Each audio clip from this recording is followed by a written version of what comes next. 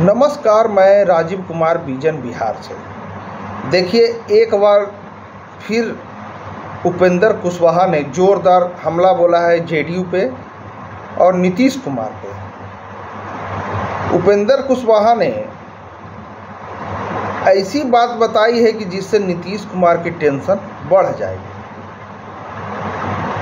उपेंद्र कुशवाहा फिर से बड़ा कोई खुलासा करेंगे जिसमें कि जेडीयू में भगदड़ मच जाएगा और नीतीश कुमार सुनकर हैरान रह जाएंगे।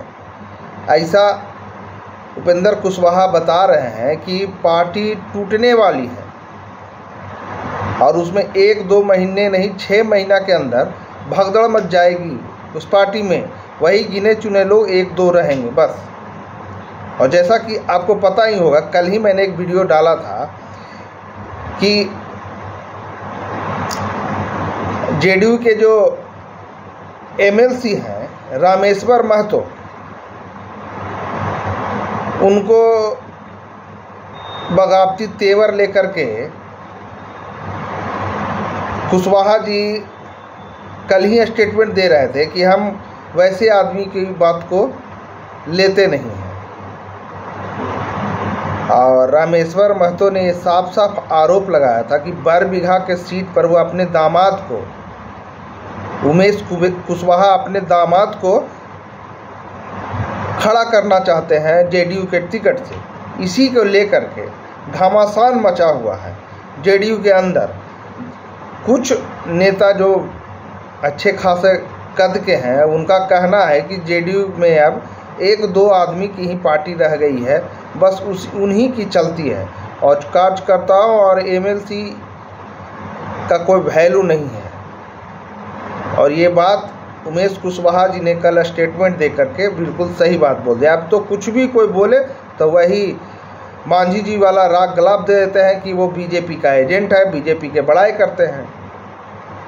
देखिए, उपेंद्र कुशवाहा पीसी कर रहे हैं, छोड़ जाते हैं उनके वीडियो के साथ।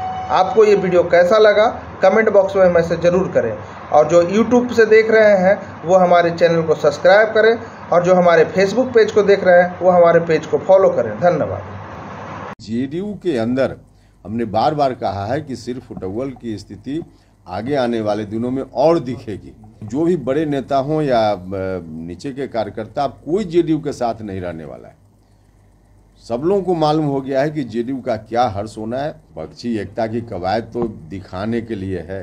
नीतीश जी को भी मालूम है, महागठबंधन के लोगों को मालूम है कि सबसे अधिक दुर्गति अगर देश भर में कहीं महागठबंधन की होगी आगामी चुनाव में तो बिहार में होगी। तमाम नेता सब लोग कहीं ना कहीं ठिकाना ढूंढ चुके हैं और बीच में मेरे हटने के बाद भी तो कई लोग वहां से हटे।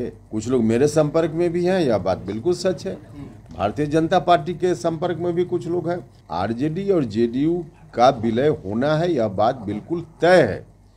कब होना है, 1 महीना में होगा कि 6 महीना में होगा, ये तो आगे पता चलेगा, लेकिन विलय तय है। बैठक में राहुल गांधी जी की दाढ़ी कैसे बढ़ गई और उनकी शादी क्यों नहीं हो रही है, तो दाढ़ी और शादी पर चर्चा के लिए बैठक हुई। देखिए, हम किसी बयान के बारे में हमको जानकारी नहीं है, वो अलग विषय है, लेकिन जेडीयू के अंदर हमने बार बार कहा है कि सिर्फ फुटबॉल की स्थिति आगे आने वाले दिनों में और दिखेगी।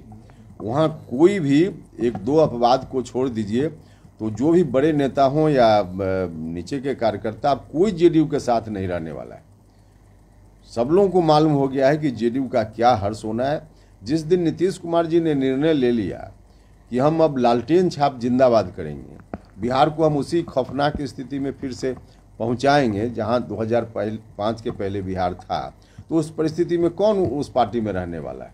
तो इसलिए इस स्थिति के कारण आज किसी का बयान, कल किसी का बयान सुनिएगा, तो बारी बारी से सब लोग वहां से हटने वाले हैं, हटेंगे, जाएंगे। एकजुटता की कवायद चल रही है, लेकिन बिहार में जेडीयू इस तरह की दिख रहा है बयान अंदर। एक विपक्षी एकता की कवायद तो दिखाने के लिए है।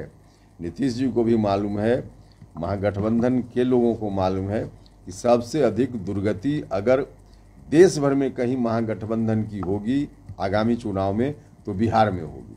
सबसे अधिक दुर्गति यह मालूम है सब लोगों को। इसलिए कवायद कुछ भी लोग दिखाने के लिए करें, बिहार में तो यही हर्ष होना है। क्या जज्बा बात को दोहरा रहे हैं, तो क्या लगता है ये जो गुटबाजी की बातें लगातार सामने निकलकर सामने आ रही है, तो क्या अंततः जेडीयू जो है वो बिखरेगी? हाँ, तमाम नेता सब लोग कहीं ना कहीं ठिकाना ढूंढ चुके हैं और बीच में मेरे हटने के बाद भी तो कई लोग वहाँ से हटे। तो आप देखते जाइए ना, यह सिलसिला रुकने वाला नहीं है और अंततः जेडीयू में कुछ नहीं बचने वाला है, सिर्फ औपचारिकता बाकी रह गई है। कौन कब हटेंगे, लेकिन सभी हटेंगे। कहा जा रहा है कि आपके संपर्क में जेडीयू के कई विधायक और सांसद हैं और बीजेपी के संपर्क में। हाँ, निश्चित रूप से देखिए, हमने कहा कि लगभग सभी लोग कहीं ना कहीं अपना ठिकाना ढूंढ चुके हैं। कुछ लोग मेरे संपर्क में भी हैं, यह बात बिल्कुल सच है। भारतीय जनता पार्टी के संपर्क में भी कुछ लोग हैं, कुछ लोग और कहीं संपर्क में होंगे। मतलब कुल मिला जुलाकर जेडीयू में उन लोगों का भविष्य बिल्कुल डार्क दिख रहा है उनको, इसलिए अब वहाँ कौन रहेगा? तो कोई नहीं वहाँ रहने वाला है। तो कहीं ना कहीं संपर्क तो लोगों का है ही। अब कब कौन हटेंगे औपचारिक रूप से यह समय बताएगा, लेकिन संपर्क में है मेरे साथ भी और अलग अलग जगह पर। जेडीयू की विलय होने वाली है। हमने तो बार बार कहा है भाई कि इन लोगों ने जो गठबंधन की बात जब एनडीए से अलग होकर कर रहे थे नीतीश जी महागठबंधन के साथ, उसी समय एक डील हुई थी जिसकी चर्चा हम बार बार करते रहे। उस वक्त डील की चर्चा हमने की तो चीज़ें स्पष्ट नहीं थी, लेकिन धीरे धीरे बात तो अब लोगों के सामने में है। आरजेडी और जेडीयू का विलय होना है, यह बात बिल्कुल तय है।